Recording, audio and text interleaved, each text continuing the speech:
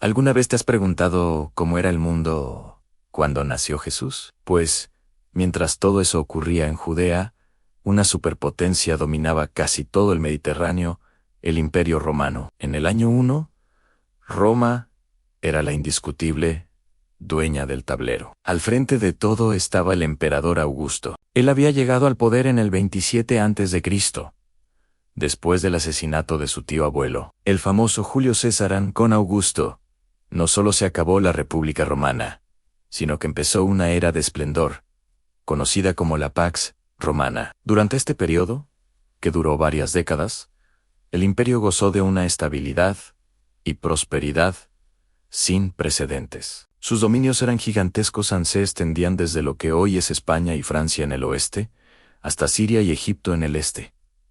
Pero Roma no gobernaba directamente en todas partes. Muchos territorios eran reinos vasallos. Tenían su propio rey y cierta autonomía, pero siempre bajo la atenta mirada de Roma.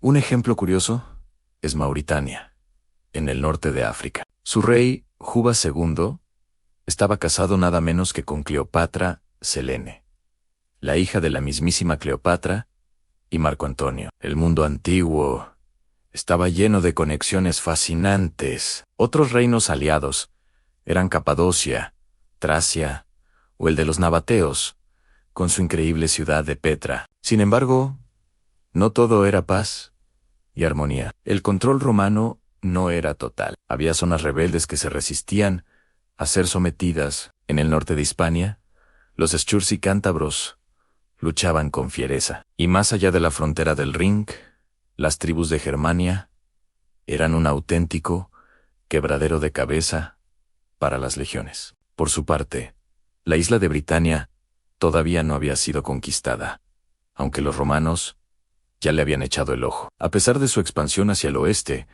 la ambición de Roma miraba cada vez más hacia el este. Las hazañas de Alejandro Magno y las historias sobre tierras exóticas y ricas despertaban la imaginación de los romanos. Y es que para el año 1, el mundo ya estaba sorprendentemente conectado. La ruta de la seda llevaba productos exóticos desde China hasta las Galias, y desde los puertos romanos, barcos cargados de vino, aceite y vidrio navegaban hasta la India, e incluso más allá. Así que, ¿cómo ves?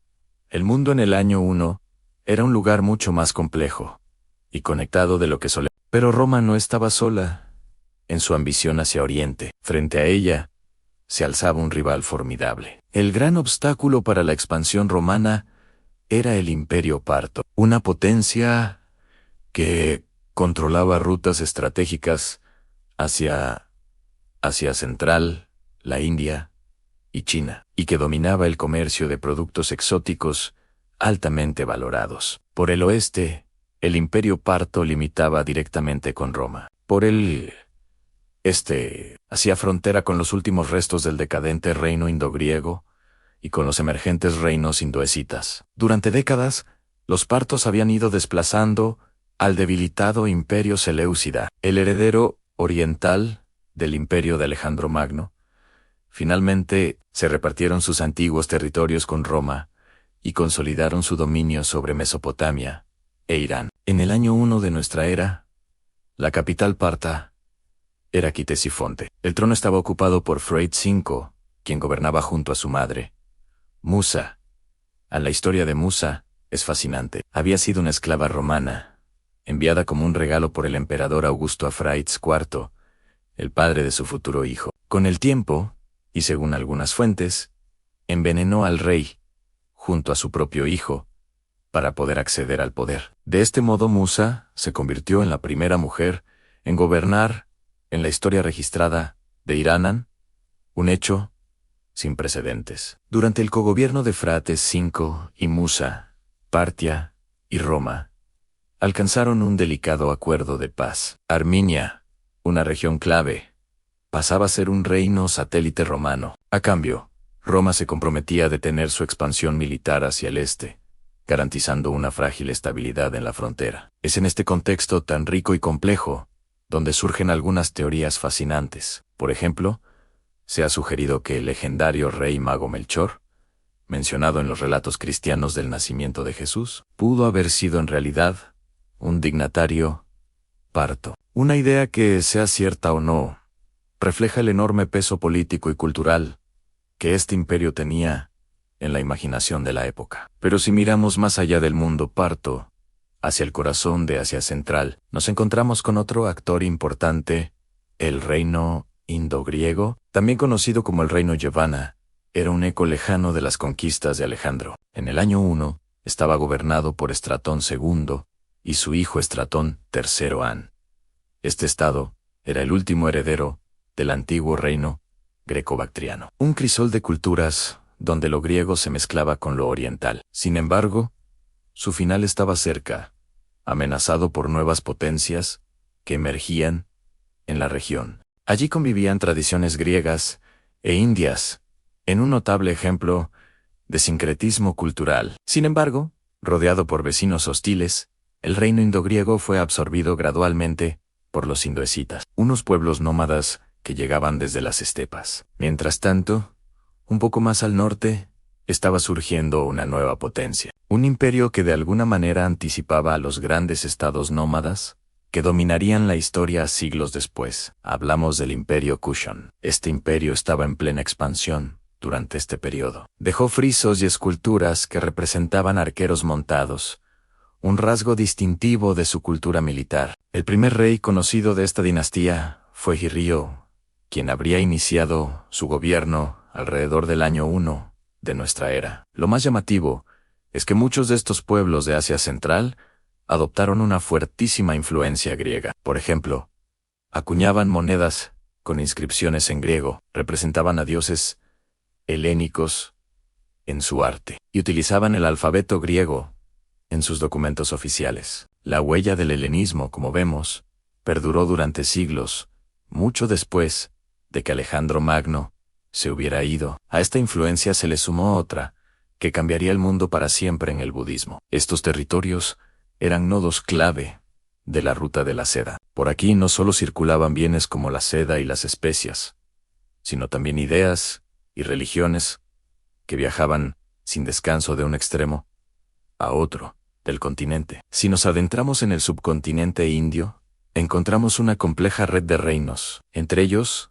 destacaba la dinastía Satavahana. Aunque es cierto que en el año 1 atravesaba un periodo de inestabilidad y sufría ataques de los indoescitas, fue una de las primeras dinastías indígenas en acuñar monedas con retratos de sus gobernantes, un estilo claramente grecorromano. Esta es una prueba más de la persistencia del legado helenístico, incluso en regiones profundamente indias. Así, en el año 1 de nuestra era, el mapa del viejo mundo estaba bastante definido.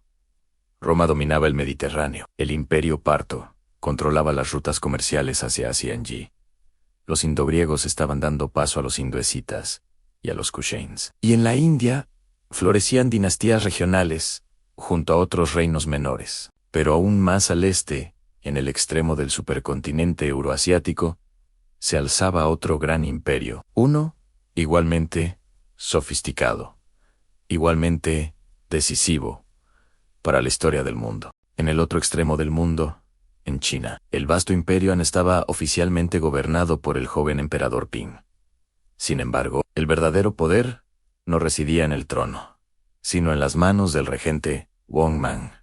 Este ambicioso funcionario ya estaba tejiendo la red de intrigas que le permitiría dar un golpe de estado y fundar su propia dinastía. A pesar de su aparente esplendor, el imperio atravesaba una crisis profunda. Los campesinos se ahogaban en deudas, mientras las élites acaparaban tierras sin cesar. La burocracia, pilar del Estado, mostraba preocupantes signos de desgaste. Aún así, el imperio Han seguía siendo una superpotencia regional indiscutible. La legendaria ruta de la seda conectaba a China con Asia Central, la India y el lejano Mediterráneo. Por ella no solo circulaban seda, jade o especias, sino también ideas, religiones y tecnologías que transformaban el mundo. El confucianismo guiaba la vida política y moral, mientras avances como la invención del papel abrían las puertas a una nueva era de conocimiento. Al norte,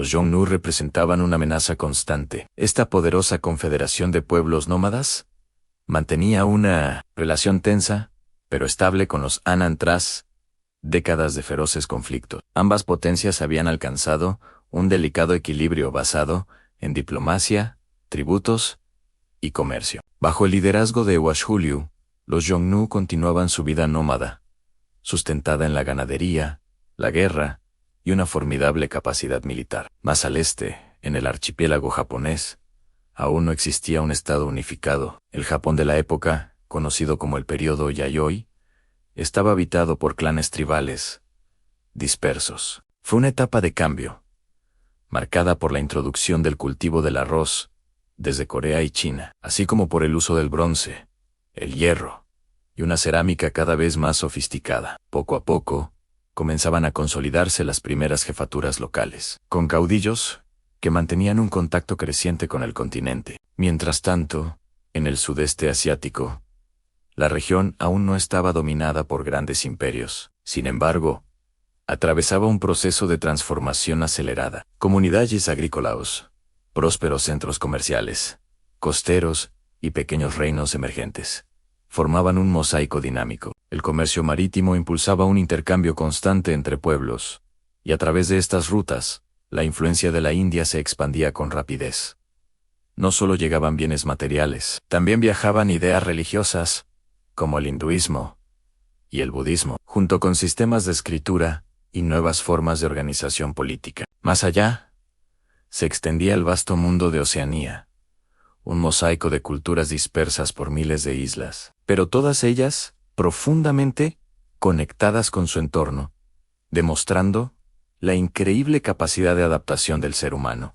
Mientras Europa se sumergía en la Edad Media, que pasaba en el resto del mundo. Viajemos miles de kilómetros hasta Australia. Antes de cualquier contacto europeo, esta enorme isla continente estaba habitada por los pueblos aborígenes. Sus tradiciones, su cultura y su forma de vida se remontaban a decenas de miles de años. Eran comunidades de cazadores y recolectores que vivían en una simbiosis casi perfecta con la naturaleza. Su conocimiento del entorno era asombroso, guiado por una sabiduría ancestral sobre el paisaje, las estaciones y, sobre todo, el mundo espiritual. Este conocimiento profundo se expresaba en el concepto del dreaming, el tiempo del sueño, que no es solo un mito de la creación, sino el eje central de su cosmovisión, una fuerza viva que conecta el pasado, el presente y el futuro. Ahora, miremos un poco más al noreste, hacia las aguas del Pacífico. En las islas de Melanesia y Polinesia,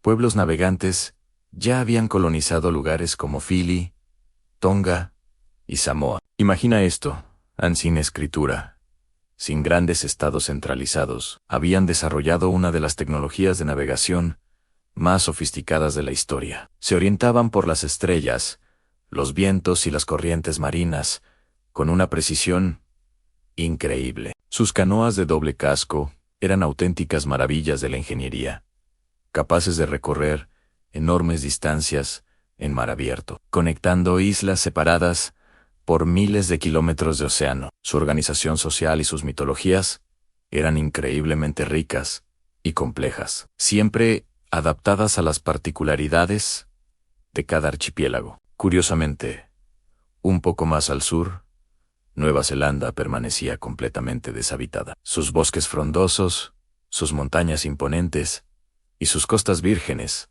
seguían intactas, sin ninguna huella humana. Pasarían todavía varios siglos hasta que llegaran los primeros exploradores polinesios, los ancestros de la fascinante cultura maorí. Y si cruzamos de nuevo el globo, nos encontramos con África, un continente de una diversidad y una vitalidad extraordinaria. En algunas regiones estaba conectado al mundo mediterráneo, mientras que en otras era profundamente autónomo. En el norte, por ejemplo, Egipto era una provincia clave del Imperio Romano. Su producción de trigo era tan vital que literalmente alimentaba a la gigantesca ciudad de Roma.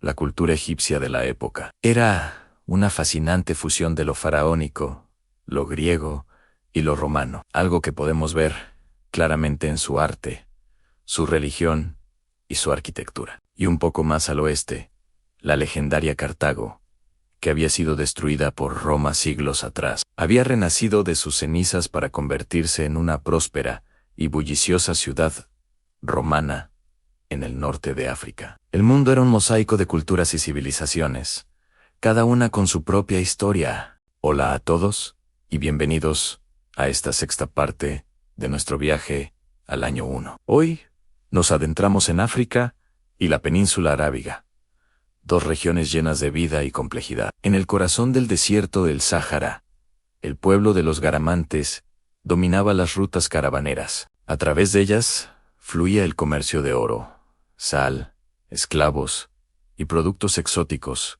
conectando el Mediterráneo con el África subsahariana. Eran los auténticos señores del desierto. Más al este, en el actual Sudán, florecía el reino de Kush.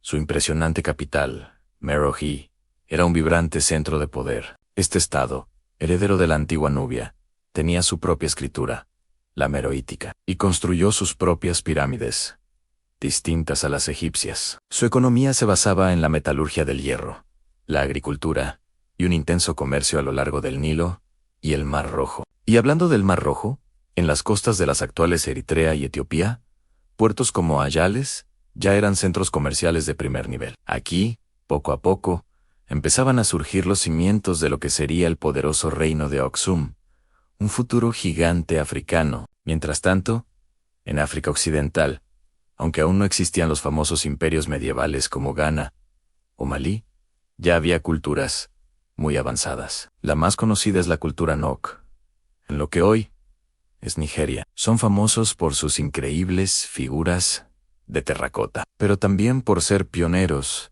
en la metalurgia del hierro y por tener una sociedad compleja y bien organizada. Eran comunidades agrícolas con jerarquías claras, comercio regional y un arte muy refinado. En el centro y sur del continente, los pueblos bantúes continuaban su gran expansión. Iban fundando nuevas aldeas, organizadas en jefaturas locales. Aunque no tenían escritura ni grandes monumentos, sus estructuras sociales eran sólidas y estaban perfectamente definidas. Como veis, el continente africano era un mosaico de reinos, culturas y pueblos interconectados. Ahora, crucemos el Mar Rojo hacia la península arábiga. En el año 1, esta región era muy diferente a como la conocemos hoy. Aún no existía un estado unificado, y faltaban siglos para el surgimiento del Islam. Sin embargo, no era un lugar aislado. Era una encrucijada estratégica entre África, Asia y el Mediterráneo. Un espacio dinámico y profundamente conectado al comercio internacional a través de sus puertos y rutas caravaneras. Así era el mundo en el año 1, vasto, diverso y mucho más conectado de lo que solemos pensar. Cada región tenía su propia historia, sus propios logros y su propio camino. Antes de la llegada del Islam, la península arábiga no era un desierto vacío, sino un mosaico de culturas. En el sur, en la actual Yemen, florecieron reinos ricos y sofisticados como Saba y Himyar. A pesar de la aridez, desarrollaron una agricultura ingeniosa y controlaban el lucrativo comercio de dos productos de lujo, muy codiciados en la antigüedad: el incienso y la mirra. Estos reinos no solo eran prósperos, también tenían su propia escritura, y nos dejaron impresionantes obras de arquitectura monumental. En la costa del Golfo Pérsico, la vida giraba en torno al mar. Las comunidades marítimas prosperaron gracias a un intenso intercambio comercial con Persia, la India e incluso las lejanas costas de África. Eran los conectores del Océano Índico. Mientras tanto, en el vasto interior de la península, la vida era muy diferente. Las tribus nómadas, expertas en la supervivencia en el desierto, dominaban el paisaje. Se dedicaban principalmente al pastoreo y, crucialmente, al control de las rutas caravaneras. Estas rutas eran las autopistas de la antigüedad, uniendo el próspero sur con los mercados del Mediterráneo y convirtiendo el desierto en un corredor comercial vital. En este mapa de rutas, algunos asentamientos comenzaron a ganar importancia. La Meca, por ejemplo, ya era un vibrante centro de culto politeísta. Peregrinos de diversas tribus acudían a sus santuarios, convirtiéndola no solo en un lugar sagrado, sino también en un nodo clave en las redes comerciales de Arabia. Así era el viejo mundo, un tapiz de imperios, reinos y rutas que lo conectaban todo. Pero ahora, crucemos el océano. Al otro lado del Atlántico, en el continente que hoy llamamos América, la historia seguía un curso completamente diferente. Especialmente en América del Norte, el panorama era un increíble mosaico de civilizaciones en pleno desarrollo. Estas culturas florecieron completamente aisladas de Europa, África y Asia. Pero esa falta de contacto no fue un impedimento para su progreso. Por el contrario, en estas tierras surgieron sociedades fascinantes, con su propia arquitectura monumental, sistemas agrícolas avanzados y estructuras políticas y religiosas increíblemente complejas. Un mundo nuevo, con sus propias historias y logros, que exploraremos a fondo. Mientras tanto,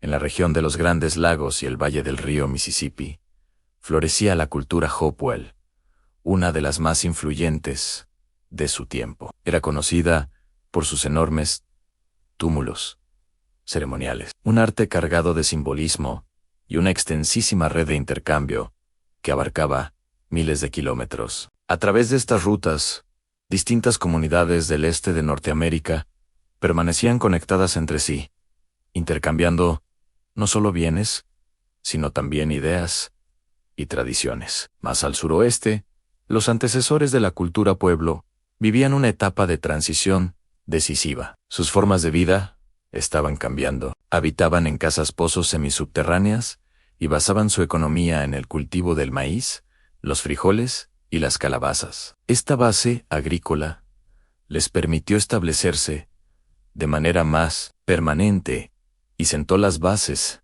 para el desarrollo de sociedades más complejas en el futuro. Además, eran expertos en el tejido de cestas y comenzaban a desarrollar la cerámica. Con ello, se iniciaba una rica tradición artística y tecnológica, una herencia que se consolidaría siglos después. Y mientras todo esto ocurría en el norte, hacia el sur del continente, Mesoamérica atravesaba un momento clave de su historia. Allí, el panorama era de profundas transformaciones. Aunque el período clásico aún no había comenzado formalmente, la región ya mostraba un notable nivel de desarrollo. Varias culturas habían alcanzado una organización urbana, religiosa y política muy avanzada, y algunos centros ceremoniales comenzarían a marcar el rumbo de toda la región durante los siglos venideros. Uno de estos centros era Teotihuacán, que estaba en pleno crecimiento. Su máximo esplendor aún estaba por llegar, pero ya destacaba por su impresionante planificación urbana. Contaba con imponentes plataformas ceremoniales, barrios residenciales organizados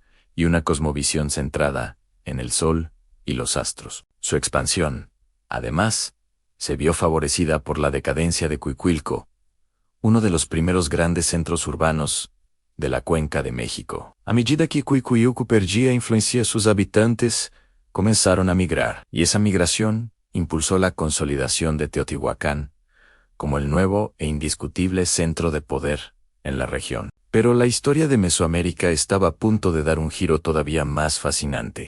Mientras Teotihuacán daba sus primeros pasos, más al sur, Monte Albán ya se había consolidado como la capital zapoteca. Fundada siglos antes, para el año 1 de nuestra era, dominaba por completo el valle de Oaxaca. Imagínense, la ciudad se alzaba majestuosa sobre una montaña que fue nivelada artificialmente por sus habitantes. Desde esa posición privilegiada, ejercía un control absoluto sobre toda la región. Contaba con imponentes templos, canchas para el juego de pelota y una élite gobernante muy bien definida y organizada. Y algo realmente notable, allí encontramos algunos de los primeros ejemplos de escritura mesoamericana, un sistema complejo que nos ha dejado pistas sobre su historia y su forma de ver el mundo. Monte Albán extendía su influencia sobre las aldeas vecinas, a veces mediante alianzas estratégicas, y otras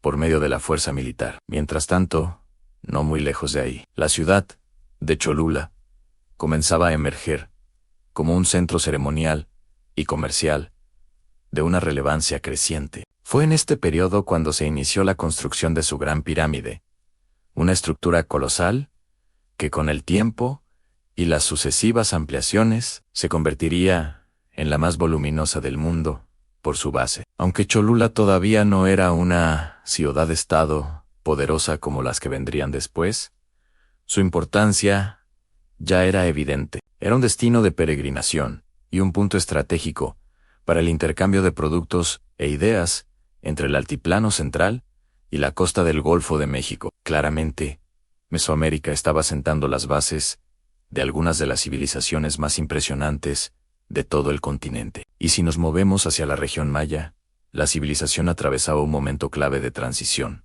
pasando del preclásico medio al preclásico tardío. Fue un periodo de profundo y acelerado crecimiento cultural y político. En este punto de la historia, todavía no existían en todo su esplendor las grandes ciudades clásicas que todos conocemos. Tikal, Chichén Itzá o Palenque aún no dominaban el paisaje con sus pirámides y palacios. Sin embargo, ya habían surgido importantes centros urbanos que prepararon el camino. Ciudades como El Mirador, con sus enormes construcciones, Caminal, Juyú, en Guatemala, Onacbe, Edesena, y la que sería la gran rival de Taiko, Calakmul, entre muchas otras. Estas ciudades tempranas fueron los cimientos sobre los que se construiría la Edad de Oro de la civilización maya. Hoy exploramos el esplendor temprano de Mesoamérica y Centroamérica, una época de grandes ciudades y avances culturales asombrosos, en el corazón de la selva guatemalteca. La civilización maya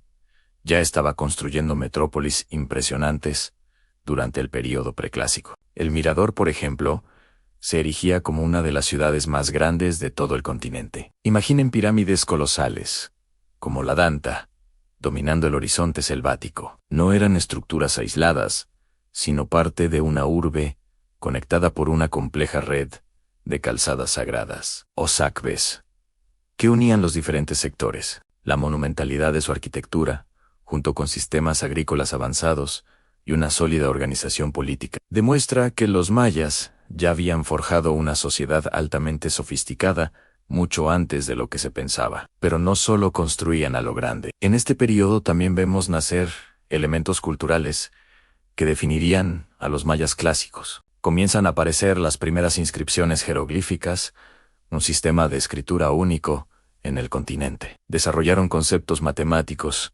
increíblemente avanzados, incluyendo la invención y el uso del cero, una idea revolucionaria para la época. Además, crearon el calendario de cuenta larga, un sistema preciso para medir el tiempo a gran escala, reflejando una profunda tradición religiosa basada en el cosmos y los ciclos del universo. Mientras tanto, más al sur, Centroamérica presentaba un mosaico cultural vibrante y diverso. La región estaba habitada por numerosos pueblos originarios, sociedades complejas que, aunque no construían ciudades monumentales como las mesoamericanas, tenían sus propias estructuras y logros. En lo que hoy conocemos como Honduras, Nicaragua, El Salvador y Costa Rica, florecían comunidades agrícolas estables. Su sustento se basaba en el cultivo de la trilogía mesoamericana a maíz, frijol y calabaza. Además, eran hábiles artesanos, practicaban la cerámica con estilos propios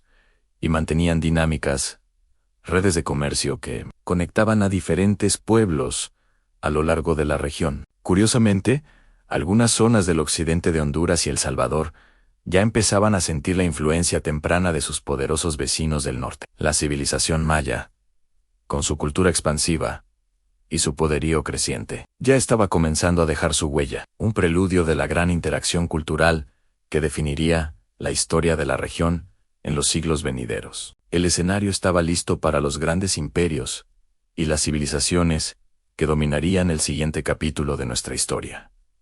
En el sur de Centroamérica, en lugares como el Caribe de Costa Rica y el Istmo de Panamá, las culturas tenían lazos muy fuertes con Sudamérica. Un buen ejemplo son los antepasados de los pueblos chibchas. Estas comunidades comerciaban constantemente con el norte de la actual Colombia. Usaban oro en pequeñas cantidades y se organizaban en sociedades llamadas cacicazgos. Mientras tanto, el Mar Caribe era una región superactiva y diversa. Las islas estaban habitadas por pueblos como los aladoides, que eran agricultores y alfareros venidos del norte de Sudamérica. Se establecieron en aldeas permanentes, en las Antillas, y se les considera los antepasados directos de los taínos. Al mismo tiempo, los ostionoides, que quizás evolucionaron de los mismos aladoides, poblaban las Antillas Mayores. Su cerámica, muy particular, es una de sus huellas arqueológicas más importantes. Pero no todos eran así. En zonas más aisladas, todavía vivían grupos arcaicos, como los iban. Ellos eran cazadores y recolectores. No practicaban ni la agricultura ni la alfarería. Así, para el año 1 de nuestra era, el Caribe y Centroamérica eran un mosaico de culturas en plena evolución. Y si miramos hacia Sudamérica, el panorama era igual de variado, un verdadero mosaico de culturas, cada una perfectamente adaptada a su entorno. En la costa sur del actual Perú, por ejemplo, estaba naciendo la cultura nazca, que heredó mucho de la cultura Paracas. Ya tenían una agricultura muy avanzada, usando acueductos subterráneos para llevar agua en pleno desierto. También construían grandes centros ceremoniales, siendo Cahuachi uno de los más impresionantes. Fue en esta época cuando empezaron a trazar las primeras líneas de Nazca. Esos enormes dibujos grabados en el desierto que nos siguen fascinando hasta hoy. Este es solo el comienzo de un viaje fascinante por las culturas que poblaron nuestro continente. Estas figuras monumentales a menudo estaban vinculadas a rituales religiosos y a observaciones astronómicas muy precisas. Más al norte, en las regiones que hoy son Colombia, Venezuela y las islas del Caribe, vivían los pueblos Arawak y Caribes. Estos grupos se organizaban en cacicazgos agrícolas y habitaban grandes aldeas. Sus cultivos principales eran la yuca y el maíz. Eran además excelentes navegantes, surcando ríos y mares, y mantenían complejas redes de intercambio comercial que conectaban distintas regiones. En la vasta Amazonía, numerosos grupos vivían dispersos a lo largo de los ríos. Su modo de vida se basaba en la caza, la recolección y la horticultura. Poseían un conocimiento profundo de su entorno y practicaban una agricultura a pequeña escala. Aunque no construyeron grandes ciudades ni monumentos de piedra, sus formas de vida eran increíblemente sostenibles y estaban perfectamente adaptadas al delicado equilibrio del bosque tropical. Más al sur, en las costas del Atlántico y del Pacífico, en los Andes australes y hasta la Patagonia, predominaban pueblos nómadas. Eran principalmente cazadores y recolectores que dependían en gran medida de los recursos del mar. Pescaban, cazaban, lobos marinos, y mantenían economías costeras muy bien equilibradas. En tierra, recolectaban raíces y frutos, desplazándose en pequeños grupos familiares. Sus herramientas estaban ingeniosamente adaptadas para sobrevivir en algunos de los entornos más duros y desafiantes del continente. Y así, llegamos a una conclusión importante. Comparar lo que ocurría en distintas regiones del mundo en un mismo año, como el año 1 de nuestra era, nos permite romper con una visión eurocentrista del pasado. Nos ayuda a entender que, mientras en Roma se consolidaba una nueva era con el imperio, y según la tradición cristiana nacía Jesús, en otros lugares como Mesoamérica, China, la India o África, también florecían civilizaciones complejas, cada una de ellas con sus propias y ricas estructuras políticas, religiosas y culturales. Esta mirada simultánea a la historia revela una verdad fundamental. La historia humana está profundamente interconectada, incluso cuando no existía un contacto directo evidente entre las sociedades. Este enfoque nos invita a valorar la inmensa diversidad de experiencias humanas y los fascinantes desarrollos paralelos que conforman el verdadero tapiz global de la humanidad. Si quieres apoyar este proyecto y ayudar a que sigamos creando contenido como este, puedes hacerlo a través del Patreon del canal. Todo apoyo, por pequeño que sea, de verdad que hace una gran diferencia.